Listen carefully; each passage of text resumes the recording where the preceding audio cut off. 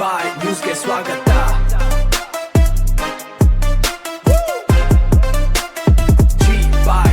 ಕೃಷ್ಣಪ್ಪ ಅವ್ರ ಮನೆಯಲ್ಲಿ ಕೆಲಸ ಮಾಡ್ತಾ ಇಲ್ಲ, ಮಂತ್ರಿಗಳಿಗೆ ಮಾಹಿತಿ ಕೊರತೆ ಇದೆ. 89ರಲ್ಲಿ 1989 ನಾವು ಒಂದು ಹೊಸ ಫರ್ಗೂಷನ್ ಟ್ರ್ಯಾಕ್ಟರ್ ತಗೊಂಡಿದ್ವಿ. ನಮ್ಮ ಮನೇಲಿ ಟ್ರ್ಯಾಕ್ಟರ್ ಇತ್ತು. ಆ ಟ್ರ್ಯಾಕ್ಟರ್ನ ಎಂ ಕೃಷ್ಣಪ್ಪನವ್ರ ಲೇಔಟ್ನಲ್ಲಿ ಕೆಲಸ ಮಾಡೋದಕ್ಕೆ ಬಿಟ್ಟಿದ್ವಿ, ಬಾಡಿಗೆಗೆ ಬಿಟ್ಟಿದ್ವಿ ಅಷ್ಟೇ. ಎಂ ಕೃಷ್ಣಪ್ಪನವ್ರ ಹತ್ರ ನಾನೇನು ಕೆಲಸಕ್ಕೆ ಸೇರಿರಲಿಲ್ಲ. ಎಂ ಕೃಷ್ಣಪ್ಪನವ್ರು ನನಗೇನು ಸಂಬಳ ಕೊಟ್ಟಿಲ್ಲ. ನಮ್ಮ ಟ್ರ್ಯಾಕ್ಟರ್ ಅವ್ರ ಲೇಔಟಲ್ಲಿ ಕೆಲಸ ಮಾಡ್ತಾ ಇತ್ತು ಅಷ್ಟೇ. ಮಂತ್ರಿಗಳಿಗೆ ಮಾಹಿತಿ ಕೊರತೆ ಇದೆ. ಗೊತ್ತಿದೆ, ನಮ್ಗೆ ಗೊತ್ತಿಲ್ಲ. ಜನ ಅದಕ್ಕೆ ನನಗೆ 2 ಸಾರಿ ಆಯ್ಕೆ ಮಾಡಿದ್ರು. 2 ಸಾರಿ ಯಾಕೆ ಆಯ್ಕೆ ಮಾಡ್ತಾರೆ ಜನ? ನಿಮ್ಗೆಲ್ಲ ಗೊತ್ತಿರೋರನ್ನ ಯಾಕೆ 2 ಸಾರಿ ಕೂರಿಸಿದ್ರು? ಜನರು ಪ್ರಜಾಪ್ರಭುತ್ವದ ವ್ಯವಸ್ಥೆಯಲ್ಲಿ ಜನರನ್ನ ಯಾವ ಸಂದರ್ಭದಲ್ಲಿ ಯಾರ್ಯಾರು ಆಯ್ಕೆ ಆಗ್ತಾರೆ ಇತಿಹಾಸ ಇದೆ. ಎಲ್ಲರೂ ಕೂಡ ಗೆದ್ದಿದ್ದಾರೆ, ಸೋತಿದ್ದಾರೆ, ಇದೆಲ್ಲ ಇದೆ. ಅವೆಲ್ಲ ಅರ್ಥ ಮಾಡ್ಕೊಂಡ್ರೆ ಸಾಕು. ಮತ್ತೇನು ವ್ಯಾಪಾರಸ್ಥರು ಅಂತ ಹೇಳಿದ್ದಾರೆ, ವ್ಯಾಪಾರಸ್ಥರು ಅನ್ನೋಂಥದ್ದನ್ನು ಮಾತು ಹೇಳಿದ್ದಾರೆ. ನಾನು ವ್ಯಾಪಾರ ಮಾಡಿರ್ತಕ್ಕಂಥದ್ದು ನಿಜ. ನಾವು ಇಲ್ಲಿ ಚಿಂತಾಮಣಿ ಕ್ಷೇತ್ರಕ್ಕೆ ಬರೋದು ಮೊದಲು ನಾವು ಕೂಡ ರಿಯಲ್ ಎಸ್ಟೇಟು ವ್ಯಾಪಾರ ಅದೆಲ್ಲ ಮಾಡಿದ್ವಿ. ಬಹುಶಃ ಇವತ್ತು ನಾವು ನನ್ನ ವ್ಯಾಪಾರದಲ್ಲಿ ನಾನು ಸಂಪಾದನೆ ಮಾಡಿರೋದ್ರಲ್ಲಿ ಇವತ್ತು ನಾವು 1 ಕೋಟಿ ರೂಪಾಯಿ ಆದಾಯ ತೆರಿಗೆಯನ್ನು ಕಟ್ತಾ ಇದ್ದೀವಿ. ಪ್ರತಿ ವರ್ಷ 1 ಕೋಟಿ ರೂಪಾಯಿ ಆದಾಯ ತೆರಿಗೆಯನ್ನು ಕಟ್ತಾ ಇದ್ದೀವಿ ಮತ್ತು ಆಸ್ತಿ ತೆರಿಗೆಗಳನ್ನು ನಾವು ಕಟ್ತಾ ಇದ್ದೀವಿ. ವ್ಯಾಪಾರಸ್ಥರು, ನಿಜವಾದಂಥ ವ್ಯಾಪಾರಸ್ಥರು ಇವರು ವ್ಯಾಪಾರಸ್ಥರು. ಇವತ್ತು ಬಡಾವಣೆಗಳು ಮಾಡಿರ್ತಕ್ಕಂಥದ್ದು ಇವರು ಸೈಟ್ಗಳು ಮಾಡಿ, ಸರ್ಕಾರಿ ಜಾಗಗಳಲ್ಲಿ ಸೈಟ್ಗಳು ಮಾಡಿ ಸೇಲ್ಗೇಟ್ ಮಾಡಿರೋದು ಯಾರೋ, ಅದೇನು ವ್ಯಾಪಾರ ಅನ್ನಲ್ವಾ? ವ್ಯಾಪಾರಸ್ಥರು ಇವರು. ನಾವು ಈ ಕ್ಷೇತ್ರಕ್ಕೆ ಬಂದಮೇಲೆ ನಾನು ಎಲ್ಲೂ 1 ಗುಂಟೆ ಜಮೀನು ತಗೊಂಡಿಲ್ಲ, ನಾವು ಎಲ್ಲೂ ಲೇಔಟ್ ಮಾಡಿಲ್ಲ.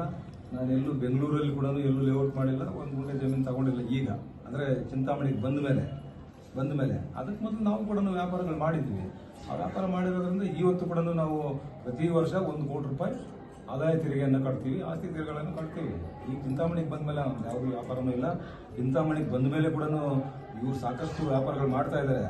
ಆ ವ್ಯಾಪಾರಗಳ ಬಗ್ಗೆ ಇವರು ಎಲ್ಲೆಲ್ಲಿ ಸೈಟ್ ಖರೀದಿ ಮಾಡಿದ್ದಾರೆ, ಎಷ್ಟು ಖರೀದಿ ಮಾಡಿದ್ದಾರೆ, ಏನೇನು ಮಾಡಿದ್ದಾರೆ, ಅದು ಮುಂದಿನ ದಿನಗಳಲ್ಲಿ ಹೇಳ್ತೀನಿ. ಎಲ್ಲ ಮಾಹಿತಿ ನನ್ನ ಹತ್ರ ಇದೆ. ಇದು ನಿಜ. ಆ ಬೆಲೆ ರೇಟ್ಗಳು ಕುದುರಲಿಲ್ಲ ಇವ್ರಿಗೂ ಅವ್ರಿಗೆ.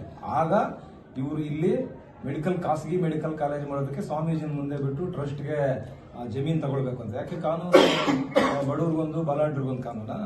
ಇವತ್ತು ಕಾನೂನಲ್ಲಿ ಇವತ್ತು ತಹಸೀಲ್ದಾರ್ಗೆ, ಎಸಿಗೆ, ಡಿಸಿಗೆ ಗೊತ್ತಿಲ್ವಾ ಎಷ್ಟು ನಗರಸಭೆ ಲಿಮಿಟಿಂದ ಎಷ್ಟು ದೂರ ಇರಬೇಕು ಜಮೀನು ಗ್ರಾಂಟ್ ಮಾಡೋದಕ್ಕೆ ಅಂತ? 1.5 1.5 ಕಿಲೋಮೀಟರಲ್ಲಿ ಯಾವುದಾದ್ರೂ ಜಮೀನು ಗ್ರಾಂಟ್ ಮಾಡಲಿಕ್ಕೆ ಬರುತ್ತಾ? ಅಧಿಕಾರಿಗಳಿಗೂ ಆ ಜ್ಞಾನ ಇರಬೇಕು, ಪ್ರಜ್ಞೆ ಇರಬೇಕು. ಇವ್ರು ಹೇಳ್ತಾರೆ ಮಾಡಿ ಅಂತ ಬರುವಂತ. ಅವ್ರು ಕೇಳಿದ್ರೆ ಅವರು ಸರ್ ಏನು ಸರ್ ಮಾಡೋದು? ತಹಸೀಲ್ದಾರ್ ಹೇಳ್ತಾನೆ ಸರ್ ಮಂತ್ರಿ ಒತ್ತಡ ಸರ್, ಎಸಿ ಮಂತ್ರಿ ಒತ್ತಡ ಸರ್, ಡಿಸಿ ಮಂತ್ರಿ ಒತ್ತಡ ಅಂತ ಅವರು ಪ್ರಾದೇಶಿಕ ಆಯುಕ್ತರಿಗೆ ಹೇಳ್ತಾರೆ ಮಂತ್ರಿ ಒತ್ತಡ ಇದೆ ಅಂತ. ಮಂತ್ರಿ ಒತ್ತಡ ಇದ್ರೆ ಕಾನೂನು ಬೇಡವಾ? ಇವರು ಅಂಬೇಡ್ಕರ್ ಬಗ್ಗೆ ಕಾನೂನುಗಳ ಬಗ್ಗೆ ಹೇಳ್ತಾರಲ್ಲ, ಯಾಕೆ ಇದು 1.5 ಕಿಲೋಮೀಟರ್ ಯಾಕೆ ಮಾಡೋಕೆ ಬರುತ್ತೆ? ನೀವು ಒಳ್ಳೆ ಕೆಲಸ ಮಾಡಿಬಿಟ್ರೆ ಅದಕ್ಕೇನು ಕಾನೂನು ಇನ್ನೊಂದು ಇಲ್ವಾ? ಅಂಬೇಡ್ಕರ್ ಅವರು ಸಂವಿಧಾನದಲ್ಲಿ ಕೊಟ್ಟಿರ್ತಕ್ಕಂಥದ್ದೇನು ಕಾನೂನು? ಎಲ್ರಿಗೂ ಒಂದೇ. 10 ಕಿಲೋಮೀಟರ್ ದೂರದಲ್ಲಿ ಮಾಡಿ. ಮತ್ತೆ ಇವರು ಖಾಸಗಿ ಮೆಡಿಕಲ್ ಕಾಲೇಜು ಮಂತ್ರಿಗಳು ಅವ್ರ ಕುಟುಂಬ ಮಾಡಿದ್ರೆ ನಮ್ದೇನು ತಕರಾರಿಲ್ಲ, ಮಾಡಲಿ. ಅವ್ರು ಸ್ವಂತನೇ ಮಾಡಲಿ, ನಮ್ದೇನು ತಕರಾರಿಲ್ಲ. ಸರ್ಕಾರಿ ಜಾಗ ಯಾಕೆ ಬೇಕು ನಿಮಗೆ? ಸರ್ಕಾರಿ ಆಸ್ಪತ್ರೆ ನಾನು ಹಿಂದೆಯಿಂದನೂ ಹೇಳಿದ್ದೀನಿ. ಸುಧಾಕರ್ ಅವರು ಏನು ಮಾಡಿದ್ರು ಸ್ವಾರ್ಥ ಇದ್ರೆ ಏನು ಮಾಡೋದಿಲ್ಲ. ಇವತ್ತು 100 ಬೆಡ್ ಮತ್ತೆ ಇನ್ನೊಂದು ಆಸ್ಪತ್ರೆ ಕಟ್ತಾ ಇದಾರಲ್ಲ, ಇದನ್ನೆಲ್ಲ ಬಳಸ್ಕೊಂಡು ಅಲ್ಲಿ ಖಾಸಗಿ ಮೆಡಿಕಲ್ ಕಾಲೇಜ್ ಮಾಡಬೇಕು. ಜಾಗ 16 ಎಕರೆ ಬೇಕು. ಅದನ್ನ ಒಂದು ಖಾಸಗಿ ಮೆಡಿಕಲ್ ಕಾಲೇಜ್ ಬೇಕು ಅಂತ ಹೇಳಿದ್ರೆ 28 ಎಕರೆ ಬೇಕು. ಇವರು 16 ಎಕರೆ ಟ್ರಸ್ಟ್ ಮೂಲಕ ಮಾಡಬೇಕು ಅಂತ ಹೇಳ್ಬಿಟ್ಟು ಅಲ್ಲಿ ಹೋಗಿರ್ತಕ್ಕಂಥದ್ದು. ಯಾರಿಗೇ ಆಗಲಿ 1.5 ಕಿಲೋಮೀಟರ್ ನಗರಸಭೆ ಲಿಮಿಟ್ ಇಂದ 1.5 ಕಿಲೋಮೀಟರ್ ಇದ್ರೆ 10 ಕಿಲೋಮೀಟರ್ ಆಚೆ ಇರಬೇಕು ನೀವು ಆ ರೀತಿ ಪ್ರಯತ್ನ ಮಾಡಬೇಕಾದ್ರೆ. ಇವರು 1.5 ಕಿಲೋಮೀಟರ್ ಇದೆ ನಗರಸಭೆ ಲಿಮಿಟ್ ಇಂದ, ಹೆಂಗ್ ಮಾಡಕ್ ಬರುತ್ತೆ? ಆದ್ರೆ ನಿಮ್ಗೊಂದು ಇನ್ನೊಬ್ರಿಗೊಂದ. ಹಾಗಾಗಿ ಅವರು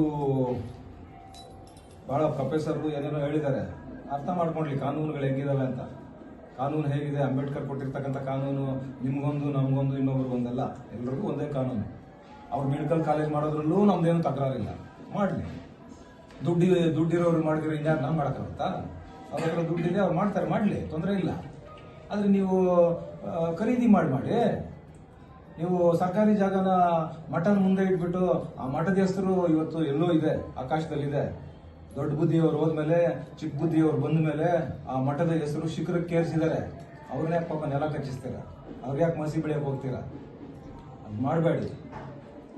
ಜಾಗ ಕೊಟ್ಟಿಸಿದ್ದು ನೋಡ್ರಿ, ಈಗ ಅಂಬೇಡ್ಕರ್ ಅಂತ ಹೇಳಿದ್ರೆ ವಿಕೃತ ಮನಸ್ಸು ಅಂತ ಹೇಳಿದ್ನಲ್ಲ. ಅಂಬೇಡ್ಕರ್ ಅಂದ್ರೆ ಊರಿಂದ ಹೊರಗಿರ್ಬೇಕು.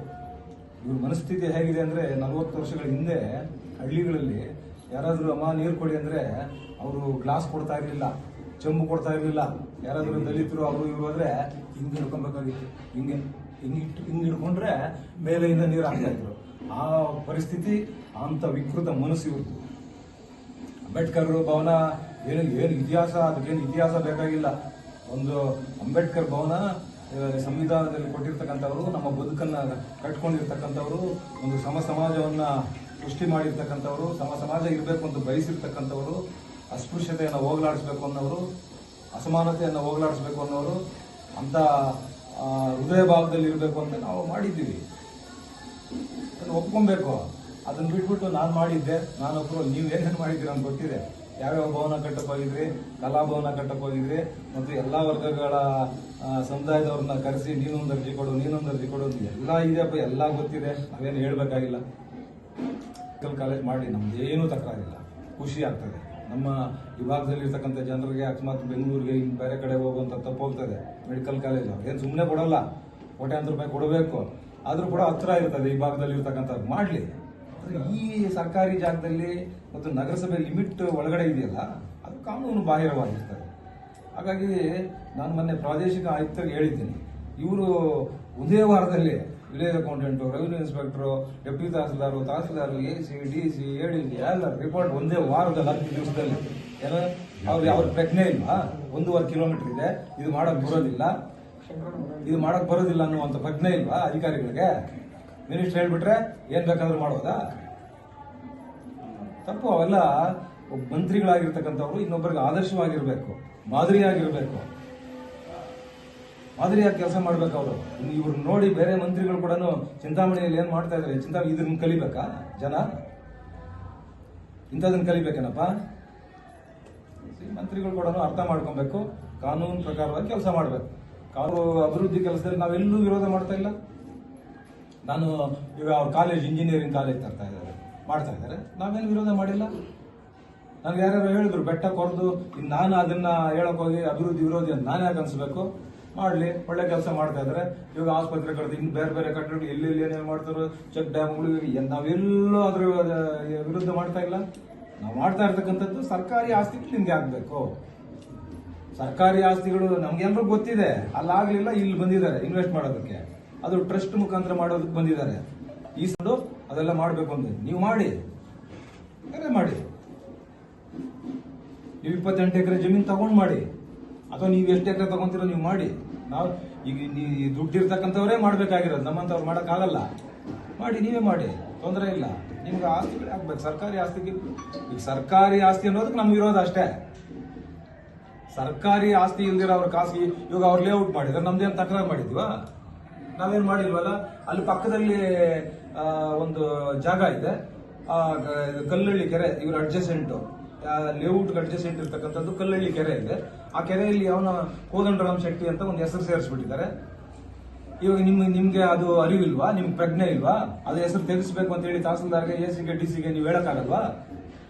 ಅವ್ರು ಹೇಳ್ತಾರಂತೆ, ಅವ್ರ ಬ್ರದರ್ ಹೇಳ್ತಾರಂತೆ, ಅದು ಹಂಗೆ ಇರ್ರಿ. ಯಾಕೆ ಅಲ್ಲಿ ಒಂದು ಕೋದಂಡರಾಮ್ ಶೆಟ್ಟಿ ಅಂತ ಒಂದು ಹೆಸರು ಸೇರಿಸ್ಕೊಂಡು ಇನ್ನೊಂದು 50-100 ಜನಕ್ಕೆ ಮೋಸ ಮಾಡ್ಬೇಕಾ? ತೆಗೆಸ್ರಿ, ನಿಮ್ ಜವಾಬ್ದಾರಿ ಅಲ್ವಾ? ನೀವು ಶಾಸಕರಾಗಿದ್ದೀರಾ, ಮಂತ್ರಿಗಳಾಗಿದ್ದೀರಾ, ತೆಗೆಸ್ರಿ. ಯಾಕೆ ಕೆರೆ ಅಂಗಳದಲ್ಲಿ ಅದೆಂಗ್ ಬಂತು ಕೋದಂಡರಾಮ್ ಶೆಟ್ಟಿ ಅಂತ? ನೆನ್ನೆ ನಾನು ಜಿಲ್ಲಾಧಿಕಾರಿಗಳಿಗೂ ಕೂಡ ಮಾತಾಡಿದ್ದೀನಿ, ತೆಗೆಸ್ಬೇಕು, ಇದು ಸೀರಿಯಸ್ ಆಗ್ತದೆ. ನೀವು ಈಗಾಗಲೇ ಕೆಲವು ಘಟನೆಗಳು ನಡೆದಿದ್ದಾವೆ, ಮತ್ತೆ ಇನ್ನೊಂದಷ್ಟು ಜನರಿಗೆ ಆತ ತೊಂದರೆ ಆಗೋದು ಬೇಡ ಅನ್ನುವಂಥದ್ದನ್ನ ಹೇಳಿದ್ದೀನಿ. ಮಂತ್ರಿಗಳು ಅರ್ಥ ಮಾಡ್ಕೊಬೇಕು. ಕಾನೂನು ಪ್ರಕಾರವಾಗಿ ನೀವು ಕೆಲಸ ಮಾಡಿ, ನಾವು ಕೂಡ ನಿಮ್ಗೆ ಜೈ ಅಂತ ಹೇಳ್ತೀವಿ. ಒಳ್ಳೆ ಕೆಲಸ ಮಾಡ್ತಾ ಇದ್ರಪ್ಪ, ಮಾಡ್ಲಿ ಅಂತ ಹೇಳ್ತೀವಿ. ಅವ್ರು ಏನೇ ಒಳ್ಳೆ ಕೆಲಸ ಮಾಡಿದ್ರು ಕೂಡ ನಮ್ಮ ಕ್ಷೇತ್ರದಲ್ಲಿ ಇರ್ತಕ್ಕಂಥ ಜನರಿಗೆ ಒಳ್ಳೇದಾಗ್ತದೆ, ಅನುಕೂಲ ಆಗ್ತದೆ, ನಮಗೂ ಖುಷಿ ಆಗ್ತದೆ. ಕಾನೂನು ಬಾಹಿರವಾಗಿ ಅವ್ರು ಎಲ್ಲೇನು ಮಾಡಿದ್ರು ಕೂಡ ನನ್ನ ವಿರೋಧ ಇರುತ್ತೆ. ಮತ್ತೆ ನಾನು ಈ ಕ್ಷೇತ್ರಕ್ಕೆ ಬಂದಂತ ಸಂದರ್ಭದಲ್ಲಿ ನನ್ನ ಕರ್ಮಭೂಮಿ ಚಿಂತಾಮಣಿ ಅನ್ನುವಂಥದ್ದನ್ನು ಹೇಳಿದ್ದೇನೆ. ಪಾಪ ಅವ್ರ ಹಿಂದೆ ಹೇಳ್ತಾ ಇದ್ರು ಯಾರೋ ಸಮಾಧಿಗಳು ಮಾಡೋಕೆ ಜಾಗ ತಗೊಂಡಿದ್ರು ಅಂತ.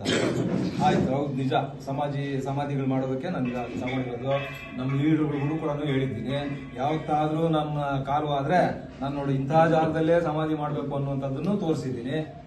ಪಾಪ ಅವ್ರ ಲೀಡರ್ ಒಂದ್ಸಾರಿ ಹೇಳಿದ್ರು, ಯಾವ್ದೋ ಒಂದು ಕುರ್ಟಳ್ಳಿ ಹತ್ರ ಪ್ರತಿಭಟನೆ ಮಾಡುವಾಗ ಅವ್ರ ಲೀಡರ್ ಒಬ್ರು ಹೇಳಿದ್ರು, ಅವರು 150 ವರ್ಷ ಬದುಕೋರು, ಬದುಕಲಿ, 150 ವರ್ಷ ಅವ್ರು ಬದುಕಲಿ. ಯಾವತ್ತು ನಾವು ಒಂದ್ ದಿವಸ ಪ್ರಾಣ ಹೋಗ್ಬೇಕು, ಹೋದಾಗ ಇಂಥ ಕಡೆನೇ ಮಾಡ್ಬೇಕು ಅನ್ನೋಂಥದ್ದನ್ನ ಹೇಳಿದ್ದೀನಿ. ತಪ್ಪೇನಿದೆ?